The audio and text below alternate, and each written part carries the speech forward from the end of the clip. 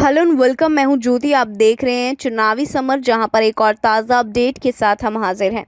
अमेरिकी राष्ट्रपति चुनाव में CAA और NRC की चर्चा जिस तरह जोरों पर है, उससे मोदी और शाह दोनों परेशान हो गए हैं। जी हां, जैसा कि हम जानते हैं कि अमेरिका में अब राष्ट्रपति चुनाव के लिए हलचल काफ़ी ज़्यादा तेज़ हो गई है और इस बार चुनावों में भारतीय मूल के अमेरिकी लोगों के हाथों में अमेरिका की सत्ता की चाबी है।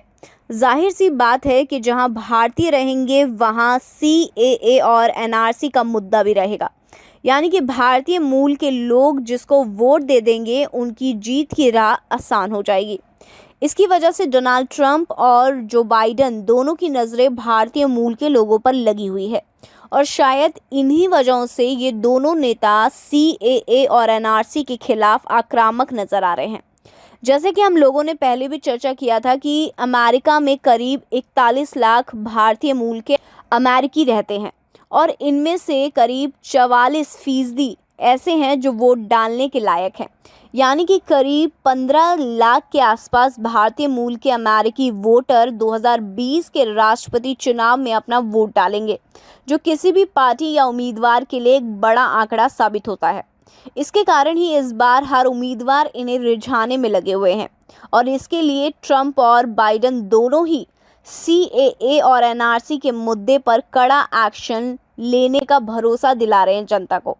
वैसे बात डोनाल्ड ट्रंप की करें तो इस वक्त अमेरिका के राष्ट्रपति हैं वो, और अगर वो चाहते तो भारत पर दबाव भी बना सकते थे, लेकिन उन्होंने मोदी से दोस्ती की वजह से CAA और NRC के खिलाफ कोई भी एक्शन नहीं लिया। पर इस दोस्ती ने उन्हें हार के नज़दीक पहुंचा दिया है। और वहीं अगर दूसरी ओर जो बाइडन की बात करें तो भारतीय लोगों का रुझान उनकी तरफ और भारत की बड़ी आबादी की मांग रही है जो बाइडन अमेरिकी राष्ट्रपति पद का चुनाव जीतें, क्योंकि उनकी ओर से कई सारे ऐसे वादे किए गए हैं जो भारतीय मूल के वोटरों को लुभाने वाले हैं।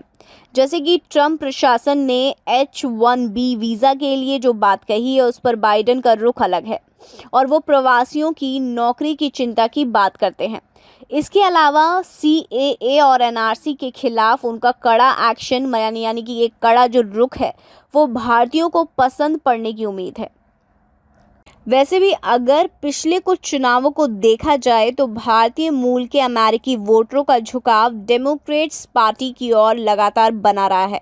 यानी कि अब तक के ट्रेंड में यही बता रहे हैं कि अमेरिका के राष्ट्रपति चुनाव में भारतीय मूल के लोग जो बाइडन का साथ दे सकते हैं और ऐसी स्थिति में ट्रंप की हार हो सकती है। ऐसे में राजनीतिक जानकारों का ये भी कहना है कि ट्रंप की हार से CAA और NRC से न सिर्फ CAA और NRC असंवैधानिक घोषित करना आसान हो जाएगा, बल्कि अमित शाह का बैन होना भी तय हो जाएगा। यहाँ गौर करने वाली बात यह भी है कि अभी वहाँ चुनावों में वक्त है।